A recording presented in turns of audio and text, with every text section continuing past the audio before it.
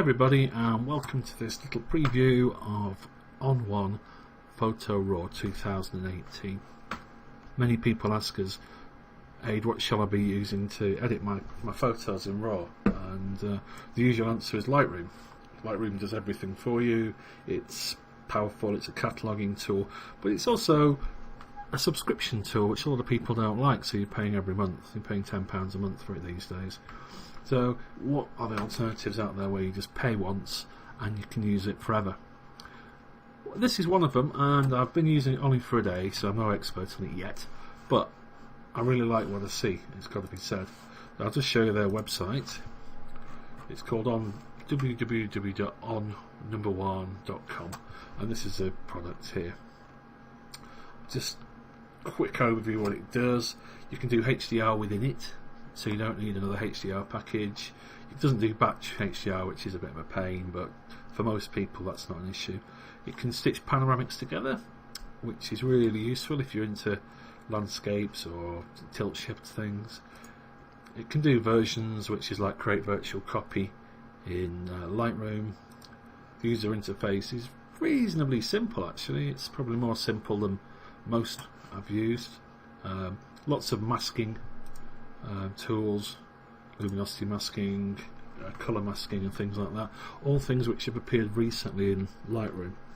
So it really is a tool to use alongside Lightroom if you've already got it. If you don't really use Lightroom massively, you could probably unsubscribe to that and port all your catalogues into it. There is a way of porting files in, which is quite cool. Anyway, let's get back to it. It's divided into these sections here. I don't know if you can see, but that's browse. This gives you all your hard drives down the side here. So it's pretty quick, actually. So here's a shoot I did at a church in Armley. I've not imported this or anything. It's not like Lightroom. I'm just literally clicking. Bang, there's the interiors. So it's really quick to pull these things up, and they go quite big as well. Okay, so you can quickly go through, and like Lightroom, you can do all your metadata. So if you click on one, it's got some metadata there already, that kind of thing. So it has got a reasonable sort of cataloguing feel. I've not worked out how the catalogued folders work yet. I've only had it a day, so bear with me. Fairly intuitive. I think you just double click on a picture, it goes big, and you can start work on it. And how do you start work? Well, there's three bits here. One's called develop, which is a bit like just normal develop in Lightroom. Then effects is almost like a completely separate package with loads of really cool filters, a bit like colour effects you get from Nick software. Then layers. Now, one thing ON1 have been famous for years is their fantastic masking tools. That's when you want to cut things out. So if you wanted to cut the church out here and replace it with a better sky, the tools are so good that you could just get perfect edges. I'm not going to do it in this because it takes a little while, but you know, if you do find yourself doing composites and chopping things out and getting frustrated with Photoshop, it's well worth a go. Okay, so I'm gonna go for one of the after sunset shot, and maybe a little bit further down where we've got this crazy sky. Okay, let's look at this one. These are HDR brackets. Double click on, open that one in develop. So you click on the develop icon there, just like you would in Lightroom, and as you can see, you get familiar looking sliders. Really, you've got exposure, so you can darken things, contrast, believe it or not. Highlights to contrast how bright things are. If you want to lift the shadows a bit, got the shadows. I'm not sure. Mid-tones is probably just like high shadows, and this is low shadows. That kind of thing. Whites. As you can see, then blacks are the low end. So it's exactly the same. Well, it's a little bit different. They react slightly differently, but this is the very familiar sort of controls if you're a Lightroom user. There's a few more tools. You can play with the colour, you can increase saturation, play with temperature, all the stuff you're used to, really. Detail, that's just things like sharpening, masking and all that. But in this section you've also got these other 8 things you can do. It's a bit of good retouching actually if you're doing models and portraits. Split tone if you want to just, let's go and find that. Split tone, where did that go to? There we go. So you can put different colours in the sky. It's got presets, look. That's nice. That's one good thing about it. It does have lots of really cool presets, so you can click and try and then tweak them as you go along. So you've got all that lot in your develop section, and when you want to export it, there's a little button here, and that will create you a nice JPEG or something like that. And just like in Lightroom, you can create export presets. So I've done one for a client living in Italy, and I've done one for myself, which uploads them to Facebook and places like that. So that's quite cool. Cancel that. Now the next one is probably the reason I bought this thing in the first place. You've got all these really nice filters. So if I click on Add Filter, and let's say I just want to make it a bit more edgy, you've got all these different filters. So again, over this side, up pops a load of presets. So you can go natural, a bit more surreal if you like it, soft focus. So it's really quite cool. I quite like what it's done there.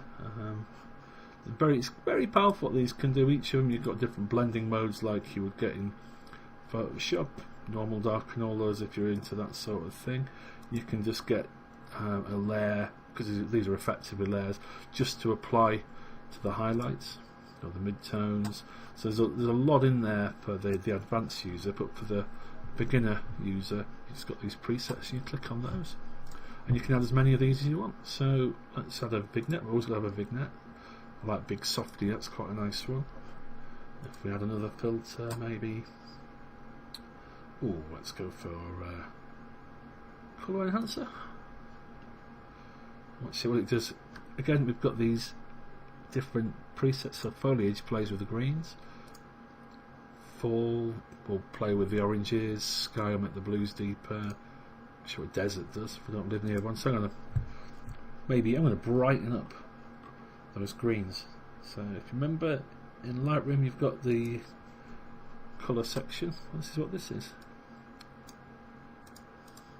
And what you'll find is greens tend to have quite a lot of yellow in there as well. So there you go. You may have noticed I've got the world's biggest dust bunny. It does have a retouch brush and a perfect eraser brush as well.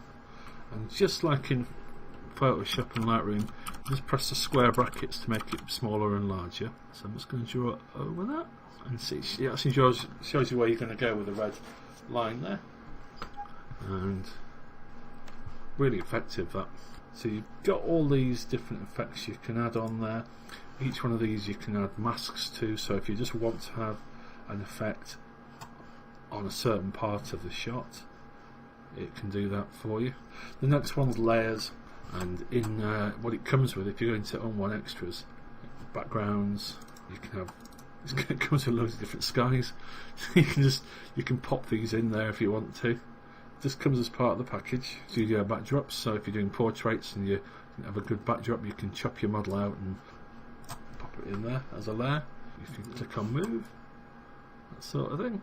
There we go. So let's say we wanted to get rid of this sky. I don't know why you would do. So I'm going to go for the quick mask, and I'm going to go wee. This kind of thing can take forever in Photoshop. So I've roughly just scribbled around the area that I want to process this. Drawn around the church really well, hasn't it? The church is almost perfect. Obviously there's a bit more tree stuff you need to get rid of. And so there's this what we call a refine brush, and you can just go into auto and draw over these things. Yeah, after a few attempts at that, you can probably just get rid. Anyway, with a bit of play, you can sort of get used to how this thing works and do some fairly effective quick masking A lot quicker than I've ever done in Photoshop. Oh, the other thing is, if you ever need to do any upsizing, there was a thing called genuine fractals, something which was really exciting when it came out in some of the noughties. It's probably the best way of upsizing things. So if you ever want to print anything big, you can just go to here. It's got loads of presets.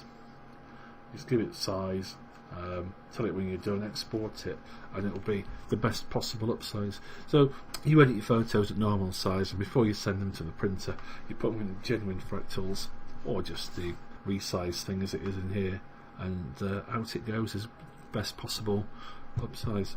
So how much is it? I think they had a Christmas deal, and I paid £63 and got quite a good bundle.